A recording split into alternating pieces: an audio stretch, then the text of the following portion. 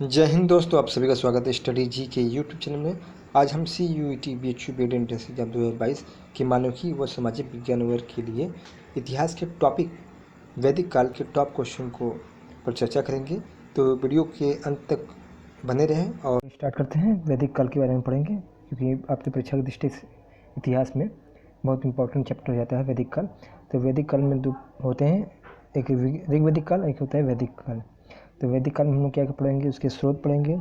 स्रोत के अलावा हम इसके जनजातीय संघर्ष जो हुए थे वैदिक काल में, राज्य व्यवस्था, अर्थव्यवस्था, समाज और धर्म और स्रोत, उत्तर वैदिक काल के, यही सब सारे चैप्टर हम पढ़ेंगे। तो आइए, सारे चैप्टर आप वन लाइनर रहेंगे जिससे आप पढ़ने में बहुत आसानी होगी। सारे प्रश्नों को आप ध्यान से देखिएगा। तो आइए स्टार्ट करते हैं। स्रोत, ऋग्वैदिक काल के स्रोत के बारे में पढ़ रहे हैं। तो क्वेश्चन देखते हैं। पहला क्वेश्चन है कि सबसे पुराना वेद कौन सा है। तो सबसे पुराना वेद ऋग्वेद है। वेद शब्द का अर्थ क्या होता है। तो वेद शब्द का अर्थ होता है ज्ञान। वेदों को माना जाता है, वेदों को कहा जाता है श्रुति। किस वेद में प्राचीन वैदिक युग की सभ्यता के बारे में सूचना दी गई। तो वे था ऋग्वेद की में। और आर्य शब्द इंगित करता है। तो आर्य शब्द जो होता है इस श्रेष्ठ वंश को इंगित करता है। आरंभिक वैदिक साहित्य में सर्वाधिक वर्णित नदी कौन थी। तो आरंभिक वैदिक साहित्य में सर्वाधिक जिसका वर्णन ज़्यादा हुआ था ये सिंधु नदी थी। आगे देख लेते हैं। अस्किनी की पहचान की जाती है। तो अस्किनी जो है चिनाब नदी, वर्तमान में इसे चिनाब नदी के नाम से पहचाना जाता है। नेक्स्ट क्वेश्चन देख लेते हैं। ऋग्वेद में उल्लेखित नदी जिसे आर्यों का संबंध अफगानिस्तान से जुड़ता है वे कौन सी नदी है। वह है कुंभा और कर्मू नदी। बोग जकोई एशिया माइनर तुर्की में स्थित महत्वपूर्ण है। यहाँ से प्राप्त अभिलेखों में किन वैदिक देवता और देवियों का नाम उल्लेख प्राप्त होता है। तो वे किन देवी देवताओं का नाम उल्लेख होता है। तो इंद्र का, मित्र का, वरुण का और नास्ताय का। ईरान से भारत में आर्यों के आने की सूचना देता है कौन देता है, कौन सा अभिलेख देता है। तो ये ईरान से भारत में आने की सूचना बोग जकोई अभिलेख देता है। आर्यों के आदि देश के बारे में लिखा जाता है। तो आर्यों के आदि देश के बारे में लिखा था, किसने लिखा था। बाल गंगाधर तिलक ने। उनकी पुस्तक का नाम था The Arctic Home in the Vedas. Tilak की अन्य पुस्तक का नाम भी गीता रहस्य। ऋग्वेद की मूल लिपि थी, ऋग्वेद की मूल लिपि जो थी ब्राह्मी थी। ऋग्वेद के तुल्य ग्रंथ अवेस्ता जिन क्षेत्र से संबंधित थे वे किससे संबंधित थे। ईरान से। तो जो अवेस्ता पुस्तक है वे ईरान से संबंधित है। जनजातीय संघर्ष देख लेते हैं जो ऋग्वेदिक काल में हुए थे। आर्यपुरुषों के साथ अपने संघर्ष में सफल रहे। क्यों। क्योंकि उन्होंने घोड़ों द्वारा चलाए जा रहे रथों का प्रयोग किया था। प्रसिद्ध 10 राजाओं का युद्ध है जिसे दास राग्य कहते हैं किस नदी के तट पर है। तो ये पारुसी नदी। पारुसी नदी को रावी नदी के नाम से जाना जाता है।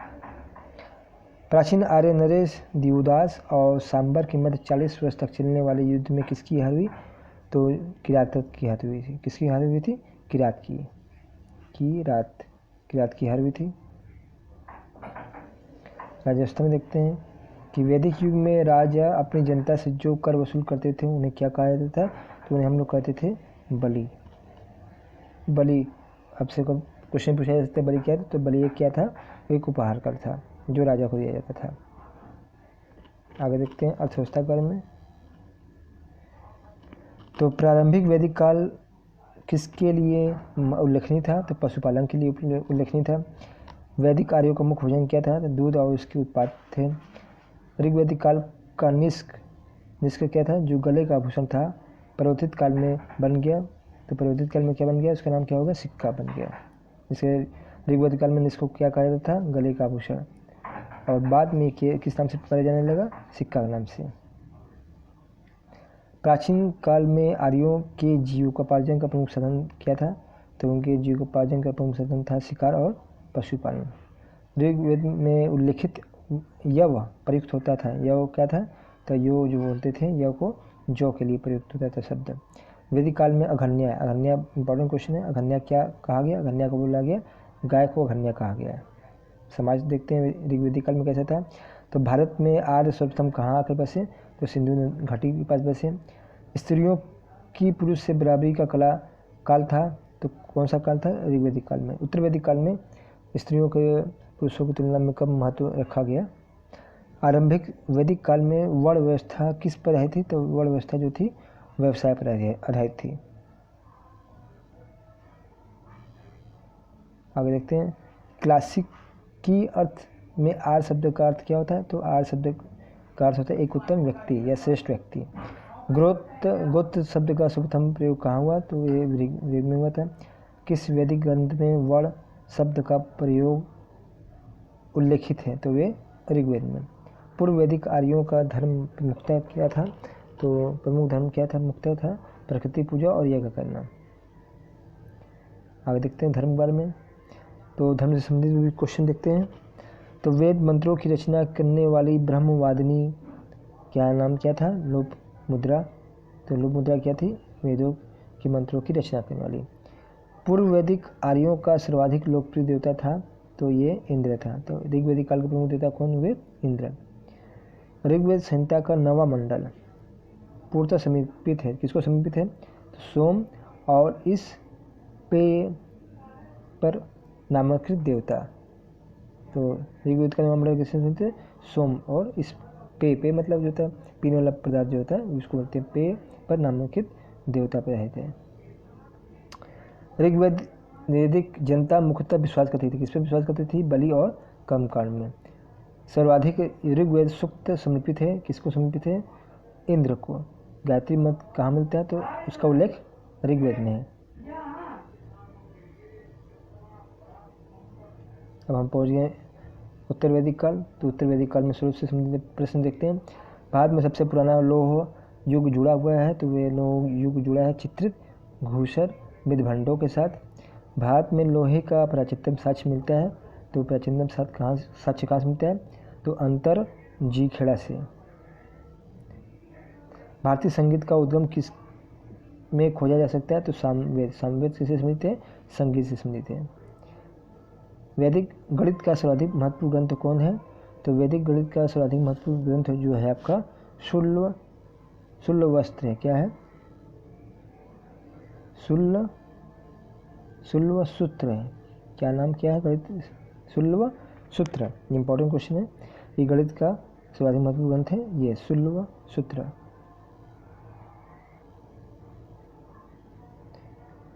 वेद से संलग्न गद्य टिप्पणियाँ क्या कही जाती थी? तो इसे कहा जाता था ब्राह्मण। त्रि नाम है। त्रि नाम किसका है? तो 3 वेदों का नाम है। इनका नाम है ऋग्वेद, सामवेद और यजुर्वेद। इन्हों तीनों को बोलते हैं वेद त्रय।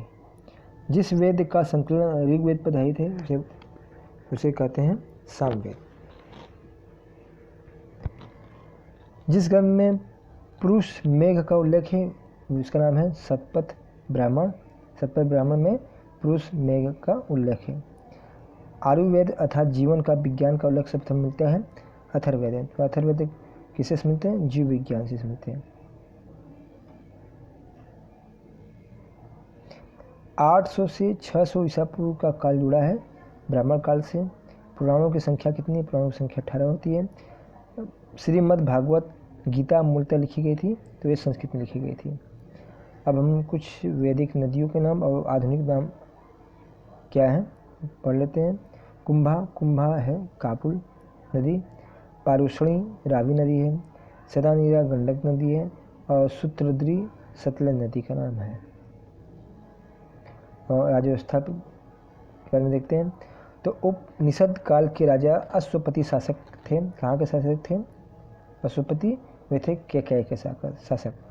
उत्तर वैदिक काल में आर्य संस्कृति का धुर विरोधी समझा जाता था। अंग और मगध राज्य को उत्तर वैदिक आर्य संस्कृति का धुर विरोधी समझा जाता था। वैदिक युग में प्रचलित लोकप्रिय शासन प्रणाली थी, तो वे थी वंश परंपरागत राजतंत्र। वैदिक युगीन सभा थी, तो वे मंत्रिपरिषद थी। सभा और समिति को राजपति की दो प्रतियां कहा गया। किस वेद में कहा गया? तो अथर्ववेद में कहा गया। किसको? सभा और समिति की प्रजापति की 2 पुत्रियां। अर्थव्यवस्था में संबंधित क्वेश्चन देते हैं।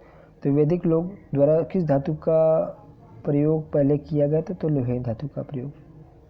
जीविकोपार्जन हेतु वेद वेदांत पढ़ाने वाले को क्या कहा जाता था? उपाध्याय कहा जाता था। समाज के बारे में देखते हैं। तो 3 विदुषी गर्गी, मैत्री और कपिला का घर किस शहर में था? तो 3 विदुषी जो महिलाएं थीं, गार्गी थी, मैत्री थी और तथा कपिला का घर जो था मिथिला। मिथिला कहाँ? बिहार में। अछूत की अवधारणा स्पष्ट रूप से उद्धृत हुई है तो धर्मशास्त्र काल में। किसमें कहा गया कि पुत्र ही सब दुखों का कारण है और पुत्र ही परिवार का रक्षक है? तो किस ग्रंथ ब्राह्मण ग्रंथ में कहा गया? तो ऐतरेय ब्राह्मण ग्रंथ में कहा गया कि पुत्र ही सब दुखों का कारण है और पुत्र ही परिवार का रक्षक है। धर्म से संबंधित क्वेश्चन देखते हैं। उत्तर वैदिक काल में वेद विरोधी और ब्राह्मण विरोधी धार्मिक अध्यापकों को किस नाम से जाना जाता था? तो उन्हें श्रमण कहते थे। श्रमण किसे कहते थे? तो वे उत्तर वैदिक काल के वेद के जो विरोधी थे और ब्राह्मण विरोधी थे।